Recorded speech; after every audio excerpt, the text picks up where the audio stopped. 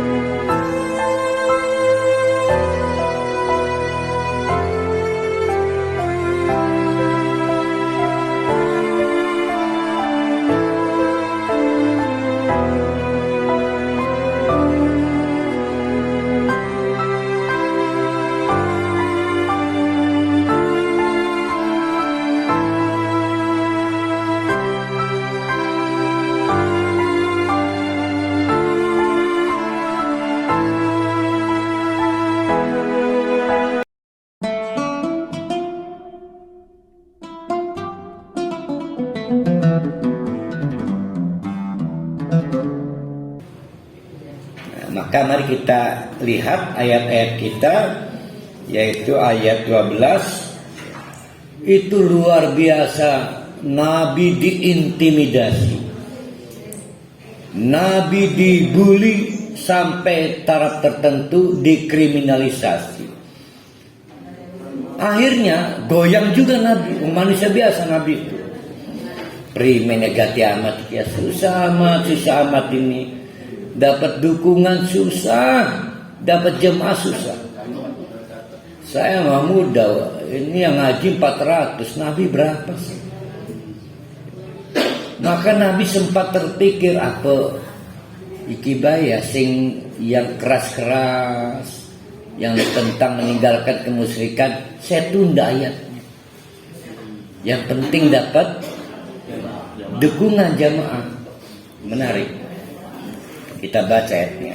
Ini pelajaran untuk kita. Fala'allaka, hampir saja. Ya, ini terjemahan bebas saya ya. Karena sebetulnya fala'allaka itu artinya mudah-mudahan. Tapi kan gak mungkin Nabi melakukan ini, maka saya terjemahkan dengan cara bebas, hampir saja. Fala'allaka, hampir saja engkau Muhammad tarikun ba'da ma yuha ilaika,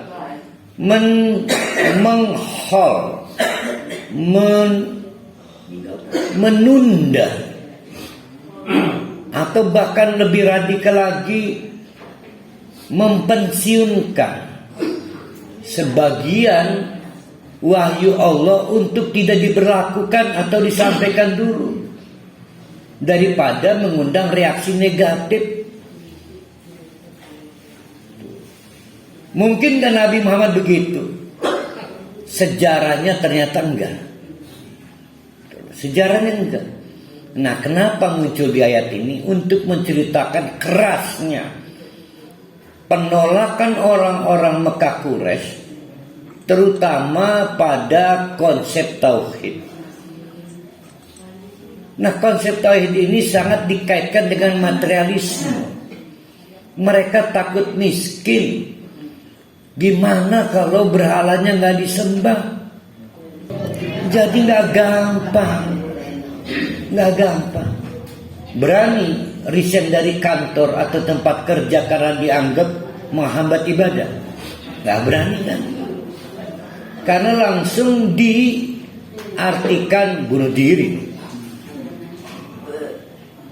Jadi nggak usah nganggep konyol orang Mekah, kita juga konyol sebenarnya. Ya. Nah, sekarang Nabi Muhammad menghadapi itu semua.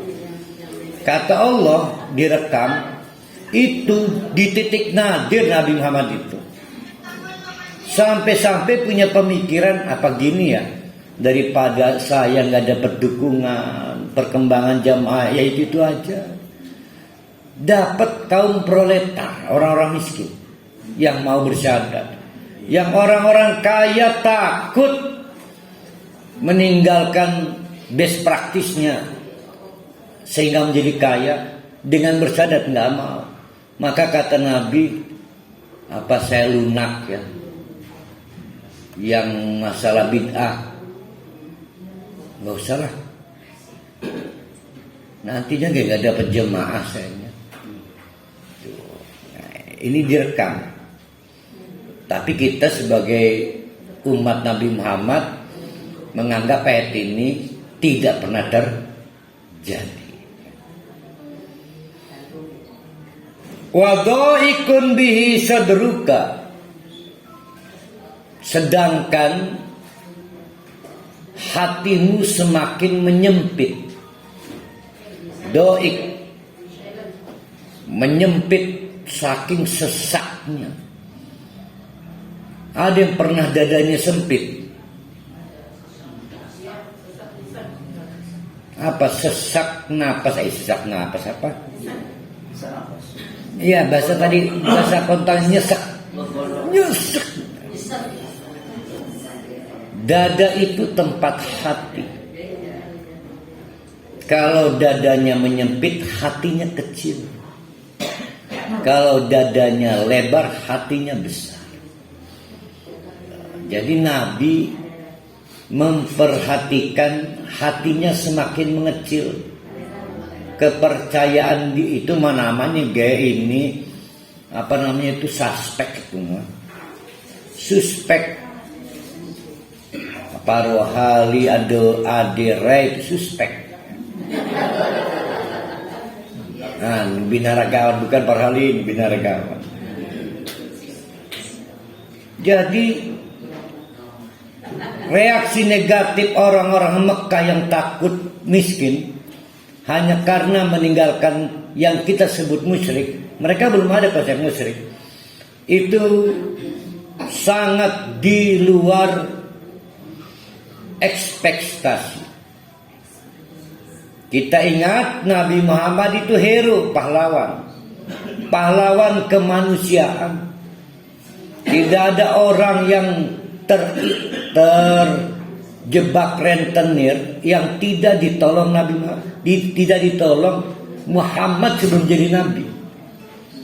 Jadi hero, tiba-tiba gara-gara Nabi menyampaikan wahyu Allah, jadi zero. Dari hero jadi zero. Tuh. Bikin bahasa Inggris kan.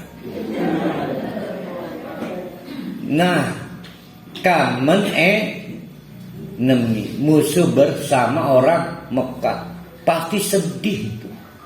Sama dengan kita dimusuhi di keluarga besar kita sendiri hanya karena kita melarang acara kematian. Arep ngomong baik hati, bertatap muka baik, seneng. Maka memurung ben kamar, kurang lebih kamu konon lah. Nabi kita ini Allah ya doikul, menyempit dadanya. Ayakulu, ketika terdengar narasi-narasi di seantero Mekah. Hei Muhammad, bisa enggak agama yang ditawarkan itu begini? Bagaimana itu? Ayakulu laula unzila alaihi kanzun. Oke, kalau kamu ngotot agar kami meninggalkan kemusyrikan, maka kami ingin garansi. Tukang obat rambut, buktikan dulu bisa cukur rambutnya. Tukang kumis, obat kumis, buktikan dulu kumisnya kayak suaminya Ibu Inul, Mang Adam, sehingga iklan susu nempel ke kumis lagi minum susu. Kata orang Mekah, yang kami butuhkan adalah agama yang menjamin kami gak miskin. Maka tidak ada jalan, Muhammad, buktikan kamu bisa menurunkan dari langit blek tanpa proses, uang, harta dan lain sebagainya. Berarti ini materialis enggak? Materialis. Ternyata sama dengan saya, ibu-ibu, bapak-bapak. Ketika urus sugi-sugi, ya Allah, apa salah saya ya? Salat wis, tetap baik miskin. Karena kita indikator keberhasilannya kekayaan. Maka kata mereka, laula unzila. Unzila itu diturunkan blek kayak air hujan kan diturunkan dari langit. Dari langit alaihi kanzun, perbendaharaan. Perbendaharaan itu apa itu? Perkakas yang memastikan kaya. Kalau pengennya mobil turun dari blek. Kalau sudah bisa membuktikan kami ikut agama kamu, kami tinggalkan berhala, kami tinggalkan kuburan-kuburan keramat. Gimana itu? Bikin nabi sumpah nggak? Sumpah sama dengan para ahli urusan ngajari bagaimana cara hidup tentram.